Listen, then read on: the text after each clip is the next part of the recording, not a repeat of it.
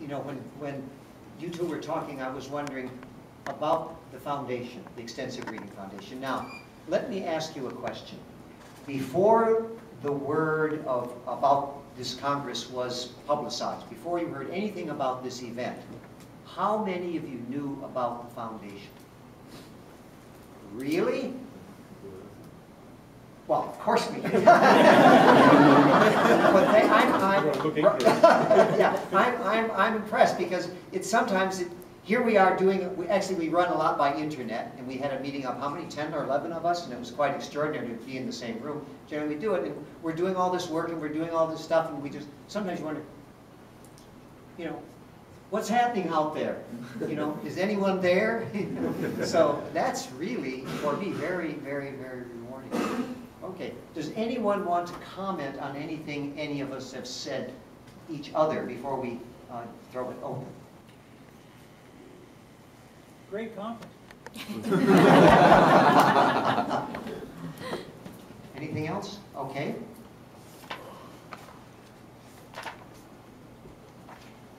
Where are you going to take it from here? Just a second. Tom? I was just going to suggest that if somebody has a question, please repeat the question so it can... Good, thank you. Thank you. Because we're located here. So Yes. Where are you going to take it from here? Where are we going to take it from here? Very good question. Some of you may know that we have already started talking about a second conference, a follow-up conference. We're looking at that.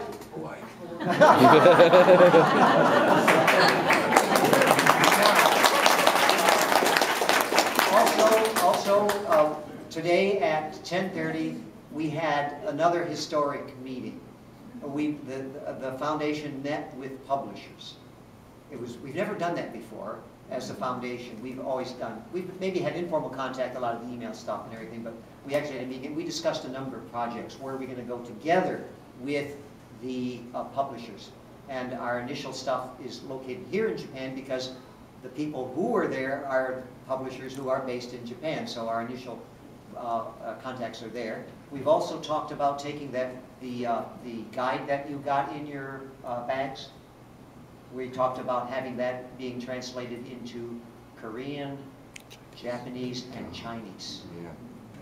And then the idea was then the publishers are going to be distributing this within their countries. And then another initiative we talked about was developing a guide to extensive reading for program administrators. Because we've got to get them going. Because this guide now that we have now is for practitioners, but program administrators are an important element in this field. Anything else that we... Libraries. Want to mention that? Oh. If you could. We were trying to get some of the libraries, we're working out how together we could work to get some of the libraries involved, to get graded readers in. John Moore, are you here somewhere? John? No, he's gone. He's gone, John, okay. John was giving us some ideas about how to get into, approach the libraries, how to get them to get more of their books in there and strategies. So if you have any ideas, I know that a few of you have worked with libraries locally, and we'd like some input from you on what you've done, what successes you've had. So pass them on. Okay, so this is where we're looking ahead, and if anyone else has ideas or anything for the foundation, just let any of us know, and we'll see what we can do. But this whole conference has just given us a lot of energy, even though I agree, Bill, we're kind of tired and exhausted, but yet at the same time, it's quite a feeling, you know, quite a feeling. Yes?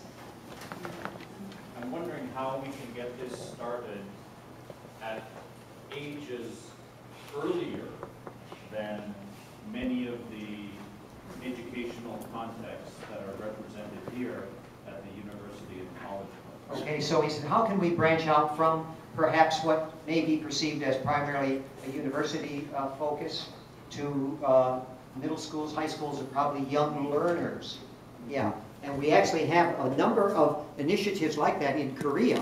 As I understand it, I'm aware of at least two schools, I guess you would call them, in which they use ER for elementary school kids. Yeah. It's more about 200. Oh, there are 200 now, Aaron. This came up in a conversation yesterday, and many of you know that I'm the list manager of the extensive reading discussion list.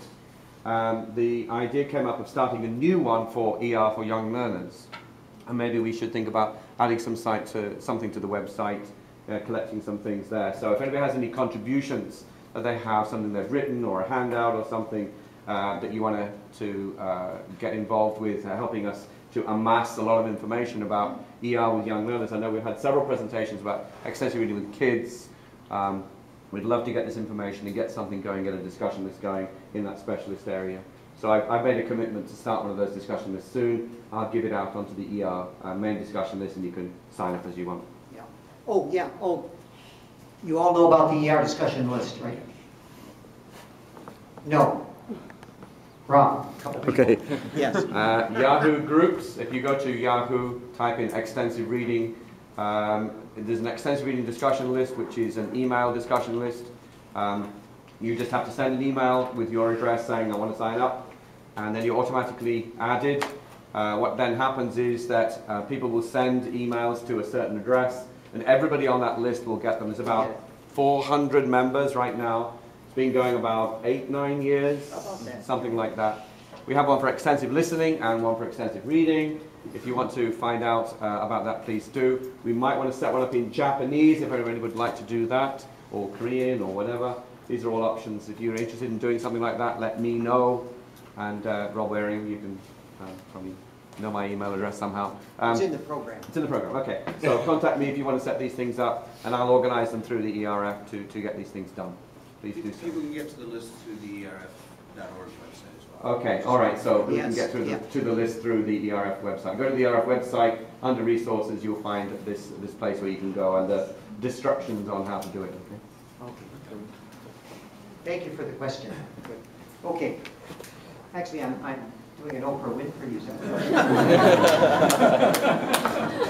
Actually, this just came up in the last presentation I was in. I noticed that we're having many people do research and have their questionnaires to students, and I thought it would be nice if there was a standard list of questions, items that would be well worded so that it's not biased, and that the research could be more comparative, so that if the Extensive Reading Foundation could have a list of possible items to include in your own questionnaires, so that the exact wording could be used in different questionnaires, and then it'd be easier to compare apples to apples. Okay. Good suggestion. Okay.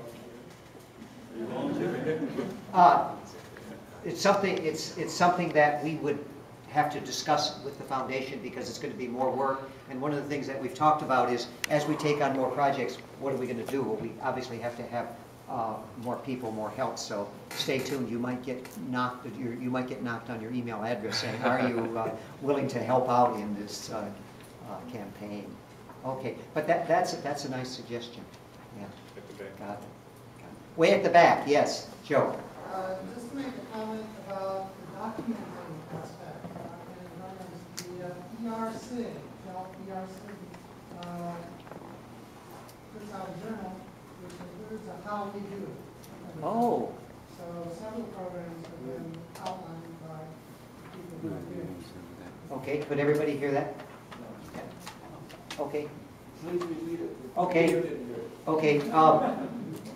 There is the Jeong-Ryeol publication. Help me out here. The ERJ. Jeong-Ryeol publication If you in look in your bag, there was an example. ERJ. ERJ. Everything we've published so far is here. If you'd like to contribute anything, that would be wonderful. Okay. One type is just if you say how we do it, talk about your program.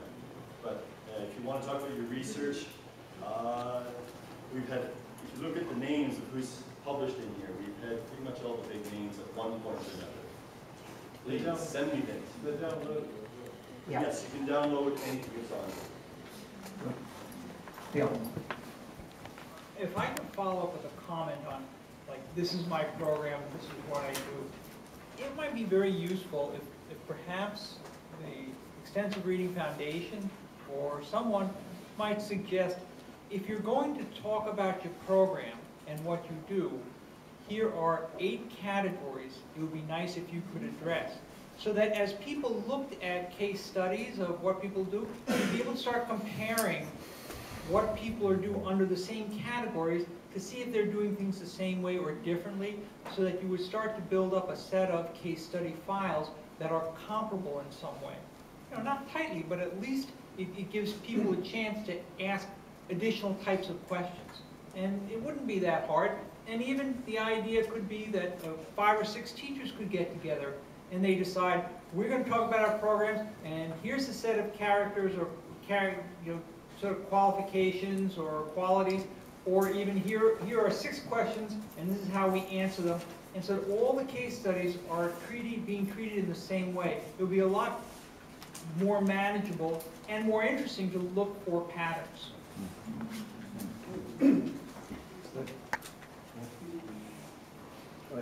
Yes. You mentioned about expanding libraries with greater readers. Yes. I was shocked to find that in Japan, bookstores, campus bookstores at universities, some don't even have one English book on the shelves. Okay. I swear to God. They have 7 books on men's hairstyling. You have a monopoly on bookstores in Japan is a joke.